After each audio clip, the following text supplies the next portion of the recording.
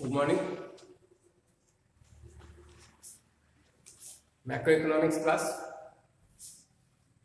chapter foreign exchange. PDF already sent to you.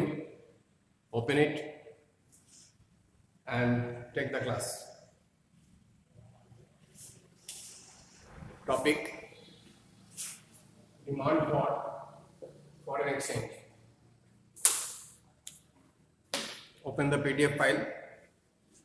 Demand for foreign exchange की demand कैसे create होता है market economy में, that is the topic. And एक demand card और foreign exchange के मैंने एक कार्ड दे दिया, इसको एक्सप्लेन कर देंगे। तो डिमांड फॉर फॉरेन एक्सचेंज की these are the 3 point. First is demand for foreign exchange, second reason for raise the demand क्यों इंक्रीज होता है, एंड कर्व की क्या सिचुएशन होता है, dimension. Sorry, the demand for the और outflow. Demand it means it is the outflow of foreign exchange comes from those people who need to be make the payment of foreign currency. It is demanded by the domestic resident for the following reason. What are the reason? Foreign exchange का demand किसका होगा? मेरा तुम्हारा नहीं होगा। This is for those category और those people who are doing the business with the foreign currency. Simple, अगर हम आज फॉरेन करेंसी और फॉरेन कंट्री से कोई product, material, machine, equipment import करते तो we have to pay the money to them, and that country जहाँ से भी होता है, यूएस से करो, यूके से करो, ऑस्ट्रेलिया से करो, कहीं से भी, रशिया से करो, whatever it is, we have to pay in their own currency. हमारे पैसे को कन्वर्ट करके उनको पेमेंट करना है। ऑल्टरनेट, अगर outer country imported goods from India, तो इंडियन बिजनेसमैन विल आस्क कि पे मी और make the payment in conversion ratio, that is in rupees। तभी उनकी ये डिमांड क्रिएट होता है मार्केट में foreign exchange. First point, import of goods services. Import means inside from outside. तो इंपोर्ट मतलब simply it is a purchase. तो if it is a purchase then we have to pay the money. How? Foreign currency, very simple. अगर euro में payment करना है, euro is the name of the currency common in all the countries. Universal country में euro mobilisation, euro की facilities चल जाता है। Otherwise business to business it's depend, because US से, अमेरिका से मैं अगर कुछ इंपोर्ट करता हूँ, American businessman will ask me to pay the money in US dollar. तो मेरे को डॉलर खरीदने पड़ेंगे। I have to go move to the bank, I have to move to the Reserve Bank of India, central bank, जहां से मेरे को dollar मिलेगा। तो कन्वर्शंस, मेरे अकाउंट में 1 लाख रुपीज है, मैं बैंक को बोलूंगा convert my 1 lakh rupees into A dollar. तो आज के रेट में देख के वो डॉलर में कन्वर्ट कर देगा। Suppose it is rupees 80 per day. आज के रेट अगर 80 है, एग्जाम्पल दे रहा हूं, नॉट एक्चुअली 80, तो 1 लाख को 80 से डिवाइड करेंगे तो is equal to the number of dollar. वो डॉलर मेरे को कन्वर्ट कर देगा, मैं उसको सेंड कर दूंगा। तो डिमांड आया मेरे तरफ से। ऐसे there are lot of businessman in the market, lot of people are in the market, they are doing their business with the foreign currency और foreign country and demanded for this demand और foreign currency की demand. तभी तो demand आता है market में, and then only the raise the price of that currency. तो first is import of goods and services. जब import of goods and services होगा तभी मेरा डिमांड ऑफ फॉरेन एक्सचेंज आएगा, नंबर 1। अब देखो, अब मैं डिस्कस किया, आप रीड कर लो एक बार पॉइंट को। Import of goods and services, foreign exchange is demanded to make the payment for the import of goods and services. Clear? Second point, tourism. अगर मैं बाहर जाता, फॉरेन कंट्री में मैंने घूमने के लिए गया, तो वहां पे तो मेरा रुपीज कोई नहीं लेगा, then I have to convert my rupees into their currency. Demand आया तो जितना भी टूरिस्ट इंपोर्ट हो रहा है, इंपोर्ट मतलब इंडिया में आ रहा है, दे exchange there dollar into rupees. Alternate, if any Indian goes to the outer world or outer country for touring, तो वहां पे अपने पैसे लेके जाने पड़ेंगे। अदरवाइज तुम जैसे लैंड करोगे एयरपोर्ट में, तुम्हें पानी का प्यास लगा, you have to buy bottle of water, rupees not allowed, तो you have to offer them the currency at that country is existing. US में गया तो तुम्हें डॉलर देने पड़ेंगे, यूको में गया तो पाउंड स्टर्लिंग सिलिंग देने पड़ेंगे, तो तुम्हें कन्वर्ट करके जेब में रखने पड़ेंगे, तो you have to convert your money, then you create, that you are creating the demand. And market में डिमांड आ रहा है कि मेरे को भी $100 चाहिए, और कोई बिजनेसमैन बोला मेरे को $1 लाख चाहिए, कोई इन्वेस्ट कर रहा है वहां पे, मकान खरीद रहा है यूएस में, तो उनको उस मकान मालिक को पेमेंट करना है, कैसे, यूएस डॉलर में, तो $1 करोड़ की यूएस डॉलर की डिमांड कर रहा है, and that create the market demand for the foreign exchange. Third point, unilateral transfer, जो गिफ्ट टाइप का ट्रांसफर होता है। रीड करो एक बार पीडीएफ फाइल को। Unilateral transfer sent abroad, the foreign exchange is required to making the unilateral transfer like the sending gift to other currency और other country.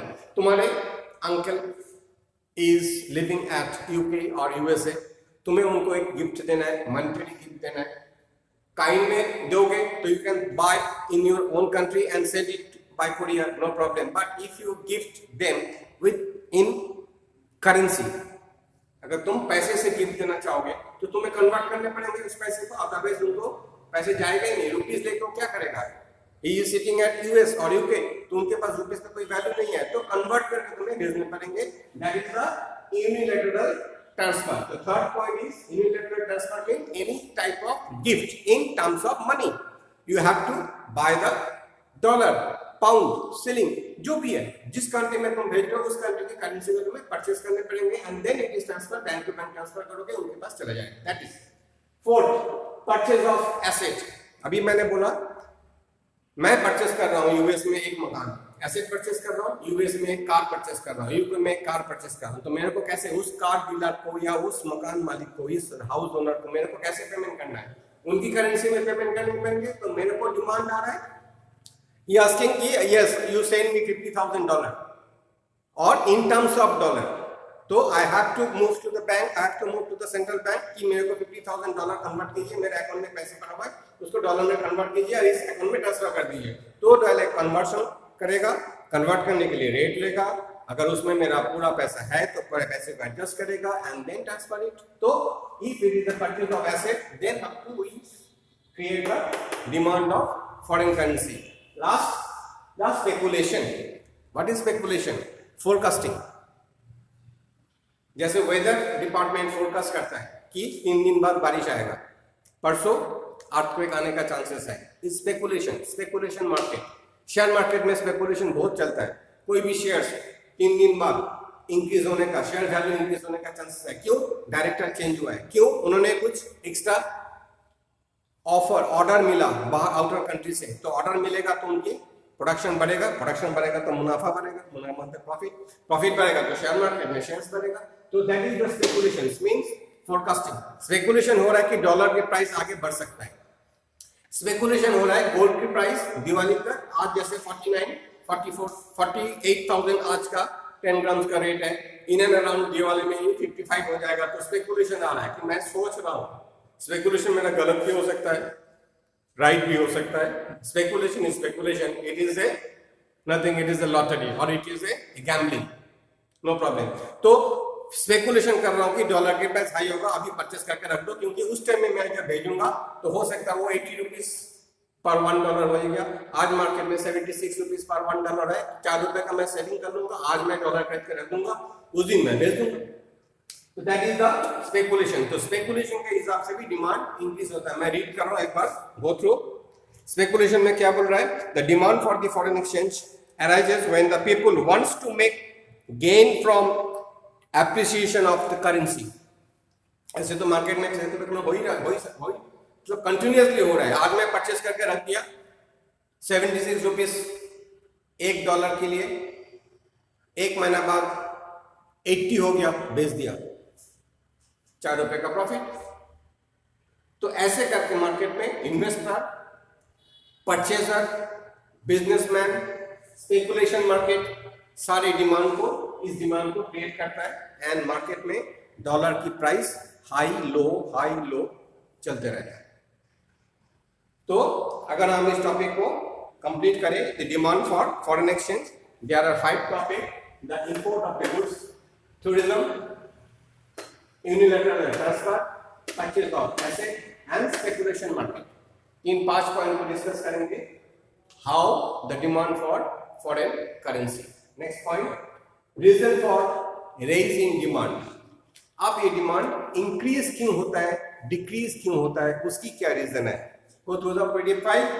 The demand for the foreign exchange or foreign currency rise in the following situation. मैंने यहाँ पे क्या क्या दिया? When the price of the foreign currency fall, import from the foreign currency is cheaper. Price of the foreign currency fall. अगर market में demand कम हो रहा है तो क्या होगा, मार्केट की प्राइस नीचे आएगा। नीचे जैसे आ गया तो इंपोर्ट कर सकते। मैं देखूंगा कि आज प्राइस 76 का था, 15 दिन पीछे 70 में आ गया, that means I have to pay ₹70 for $1। तो मैं तुरंत इंपोर्ट करना चालू करूंगा क्योंकि मेरे को 6 रुपए का बेनिफिट मिल रहा है। अगर मैं 15 दिन पीछे जाके करता था तो मेरे को 76 रुपीज $1 के लिए पेमेंट करने पड़ता था। तो मैं now I am save ₹6 per dollar for importing of goods. That is the point. When the price of the foreign currency is fall, import is from the foreign country is cheaper. Import करना मेरे लिए cheap हो जाता है। Very simple. Second point में बोला, अब मैं इसका थोड़ा एग्जांपल दे देता हूँ। मैं रीड कर रहा हूँ better. It will be better. So when the price of the foreign currency fall, the import from the foreign country became cheaper. So import increased and hence the demand of the foreign currency again rise. तो जैसे market में कोई भी product और currency की price down होता है, import चालू हो जाता है, इंपोर्ट स्टार्ट हो जाता है। इतना इंपोर्ट स्टार्ट होता है कि फिर मार्केट में क्राइसिस आ जाता है डिमांड के through and then again it is increase. तो सेम जितना नॉर्मल मार्केट में क्रिएट होता है यहाँ पे भी सेम। नेक्स्ट पॉइंट में बोला है, when the foreign currency became cheaper in terms of the domestic currency, the promotes the tourism to that country. As a result, the demand for the foreign currency is rise. जैसे ही currency value कम हो गया, मैं बोलूंगा ठीक है अभी जाके घूम के आता हूँ क्योंकि मेरे को 6 रुपया पर डॉलर में सेव हो रहा है। अगर मेरे को $1 लाख चाहिए तो 6 into 1 lakh, that means 6 lakhs I can save. तो जैसे price of foreign currency decrease होगा in compare to the domestic currency, तो मैं टूर में जाने के लिए इच्छा करूंगा कि उस टाइम में मेरे को कम पैसे में मैं घूम के आ सकता हूं। क्लियर। थर्ड पॉइंट मैंने लिखा, when the price of the foreign currency fall, when the price of foreign currency fall, it's demand rise as more people wants to make gain from the speculative activity. अब देखो क्या हो रहा है, foreign currency गिर गया, is low. How much लो? 76 था, 70 हो गया। स्पेकुलेशन क्या हो रहा है कि मैं स्पेकुलेट कर रहा हूँ, फ्यूचर फोरकास्टिंग कर रहा हूँ, या मैं सोच रहा हूँ कि हो सकता है अगले 10-20 डे में ये फिर दोबारा 80 रुपीज में पहुंच जाएगा। तो आज 70 है, तो मैं आज अगर $100 खरीदना चाहूंगा तो 100 into 70, that means 7,000 rupees I have to spend. 7,000 में मैं $100 खरीद लूंगा और 10 दिन बाद जब वो 80 रुपीज आ जाएगा, that means I am receiving 8,000 rupees. तो 10 दिन में I can earn how much? 8,000 minus 7,000 is equal to 1,000। Speculative market जो मैंने पहले बोला था। तो ऐसे करके मार्केट में बहुत सारे इन्वेस्टर पड़ा हुआ है, बहुत सारे मार्केट स्पेकुलेटर और देयर, बैंकिंग भी ऐसे करता है, इन्वेस्टर ऐसे करता है, शेयर मार्केट में जो काम लगाता है, इसको बोलते हैं forex. Forex is the rate of, जैसे शेयर्स मार्केट, स्टॉक मार्केट बोला जाता है, करेंसी मार्केट को फॉरेक्स मार्केट बोला जाता है। कभी बैंक में विजिट करोगे दो बोर्ड लिखा रहता है वहां पे, एक तो फॉरेक्स करेंसी की मतलब करेंसी की वैल्यूएशन एंड डिवैल्यूएशन की वहां पे ऑटोमेटिक लाइटिंग हो रहा है, एंड एक शेयर मार्केट का भी चार्ट वहां पे दिया जाता है ताकि जो भी आए उसको नजर में रखे या अपना काम को प्रोसीड करे। तो forex market is related with the currency purchase and sale and make the profit or gain or loss, whatever it is, no problem. So this is the reason for raising of demand. Now come to the C part. C part, demand curve of the foreign exchange.